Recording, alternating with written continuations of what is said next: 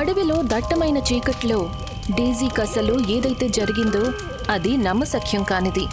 అసలు ఆ వ్యక్తి డేజీని లేడీ బటర్ఫ్లై అని ఎందుకన్నాడో ఇదంతా చాలా రహస్యమయంగా ఉంది. అక్కడ మరొక వైపు డేవిడ్ పరిస్థితి మరింత దారుణంగా ఉంటుంది.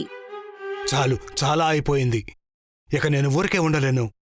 నేనిప్పుడే పోలీస్ స్టేషన్కి వెళ్తాను, కంప్లైంట్ ఇచ్చొస్తాను. డేజీ గురించి ఏమీ తెలియకపోవటం వల్ల డేవిడ్ ఉదయాన్నే తిన్నగా పోలీస్ స్టేషన్కి వెళ్తాడు, డేజీ కనిపించట్లేదని ఫిర్యాదు ఇవ్వటానికి. కానీ అక్కడ కూడా తనకి నిరాశ ఎదురవుతుంది. ఏంటి, మీరు ఫిర్యాదును తీసుకోలేరా? ఎందుకని? ఎందుకంటే డీజీ కనిపించకుండా పోయి ఇంకా 24 గంటల సమయం కూడా గడవలేదు. అందుకే మేము ఈ కంప్లైంట్ని ఫైల్ చేయలేము. ఏంటి? లేదు, దయచేసి అలా అనకండి. చూడండి, ఇవాళ తను పుట్టినరోజు. ఇవాళ తను ఇంతవరకు ఇంటికి తిరిగి రాలేదు. ఇది మంచి విషయం కానే కాదు. చూడండి, నేను మీ కాళ్ళు పట్టుకుంటాను. నేను చేసిన కంప్లైంట్ని తీసుకోండి. చూడండి, నేను మీ భావోద్వేగాన్ని అర్థం చేసుకోగలను. కానీ చాలాసార్లు ఎవరైనా ఒక పనిలో ఇరుక్కుపోవటం జరుగుతుంది, లేదా స్వయంగా ఎక్కడికైనా వెళ్ళిపోయి తర్వాత తిరిగి వస్తారు. డీజీ కూడా ఖచ్చితంగా ఏదో ఒక పనిలో ఇరుక్కుపోయి ఉంటుంది. తను తిరిగొస్తుందేమో. కావున మీరు కంగారు పడకండి. దయచేసి మీరు ఇంటికి వెళ్ళండి. పోలీసుల మాటలు విని డేవిడ్ దిగులు పడతాడు. తనకి భయంగా ఉంటుంది, ఏదైనా చెడు జరుగుతుందేమో అని. నన్ను క్షమించు మార్గి, నేను మన కూతుర్ని చూసుకోలేకపోతున్నాను. నిన్న తను పుట్టినరోజు, నిన్నే తను కనిపించకుండా పోయింది. తప్పంతా నాదే. నేను ఓటమిని అంగీకరించను.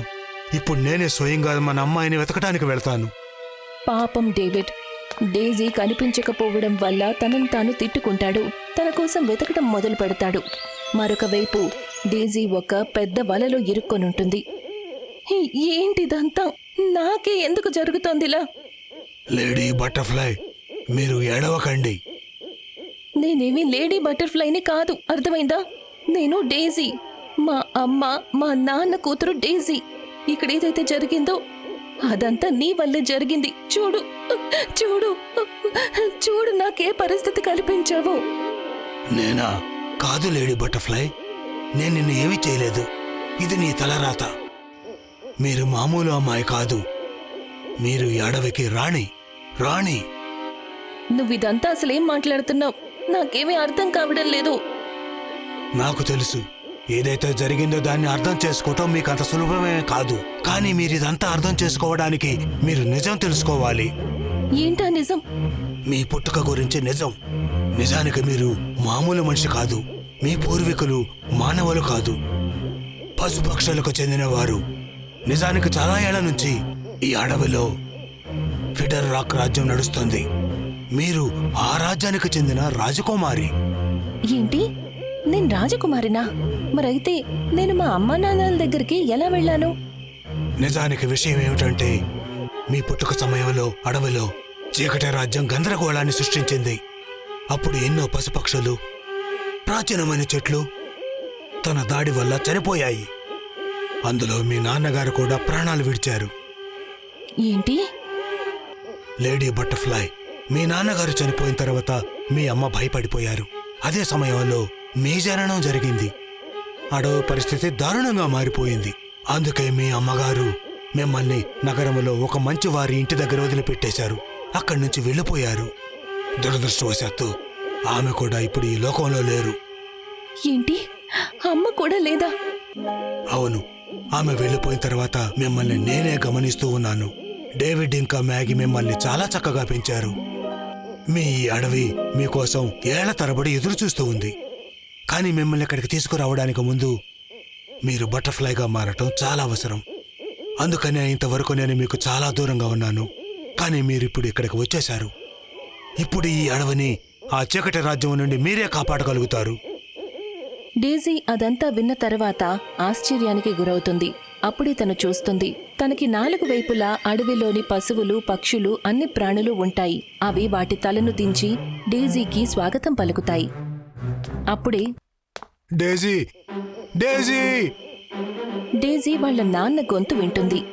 తను చూసేసరికి కొండల మధ్యలో నుంచి డేవిడ్ తన కోసం వెతుకుతూ అక్కడికి చేరుకుంటాడు.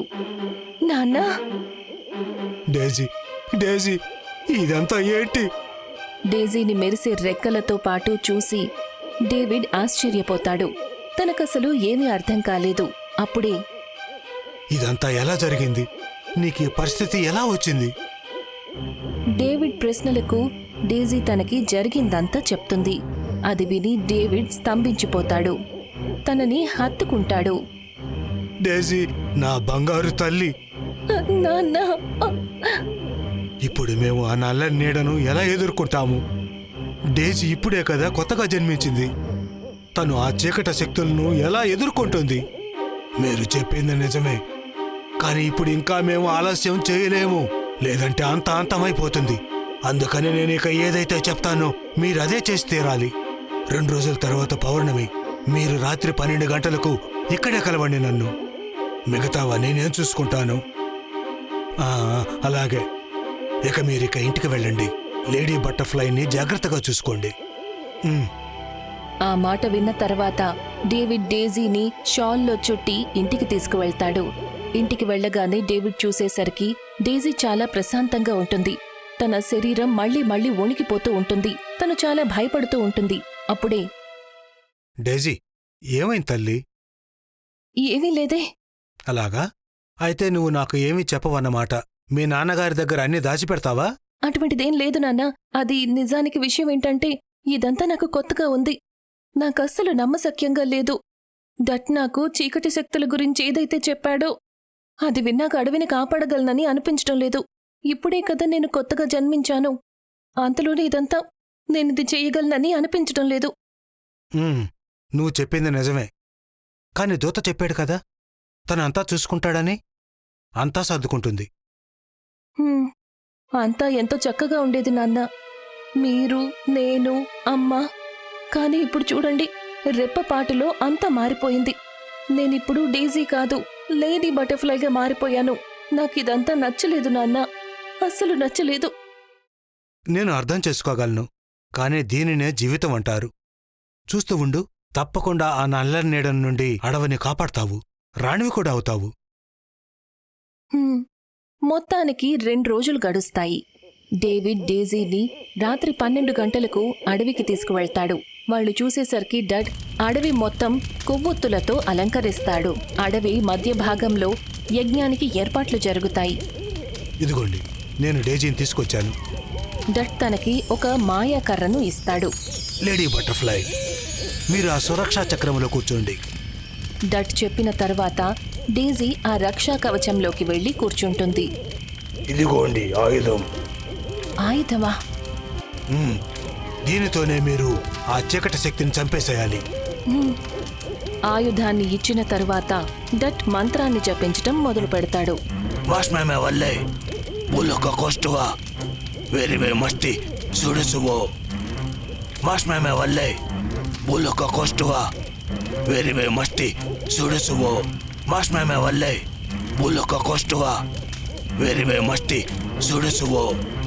అప్పుడే ఉన్నట్టుండి ఆకాశంలో చంద్రుడి ఆకారం పెరుగుతుంది. గాలులు చల్లగా కానీ ఎక్కువగా వీస్తాయి. గాలిలో ఒక విచిత్రమైన ధ్వని వినిపిస్తుంది. ఈ శబ్దం ఏంటి? తను వచ్చే సమయం వచ్చేసింది. అప్పుడే పశుపక్షులన్నీ కూడా యజ్ఞం దగ్గరికి చేరుకుంటాయి.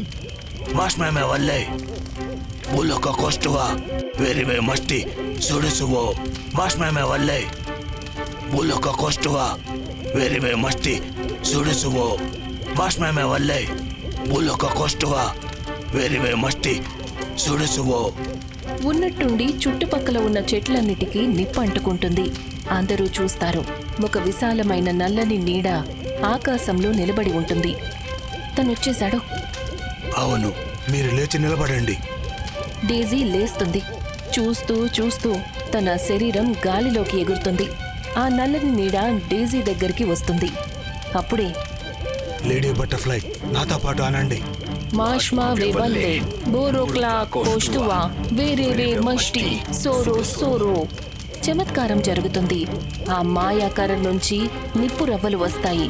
తిన్నగా ఆ నల్లని నీడకు తగులుతాయి. చూస్తూ చూస్తూ ఆ నల్లని నీడ నిప్పుల్లో తల్లడిల్లుతుంది.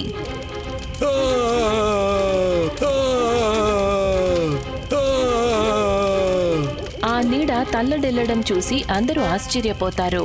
ఆ నీడ కొన్ని క్షణాల్లోనే బూడిదైపోతుంది. డేజీ స్పృహ తప్పుతుంది. అమ్మా డేజీ, భయపడాల్సిన అవసరం లేదు. తెల్లవారుగానే ఆమెకు స్పృహ వచ్చేస్తుంది. అప్పుడే ఉదయం మొదటి కిరణం నేల మీద పడుతుంది. డేజీకి స్పృహ వస్తుంది. నాన్నా, ఓ గాడ్, థ్యాంక్ గాడ్, నా బిడ్డ ఇప్పుడు క్షేమంగా ఉంది. దానితో పాటు డేజీ అప్సరస కథ సంతోషంగా ముగిసింది.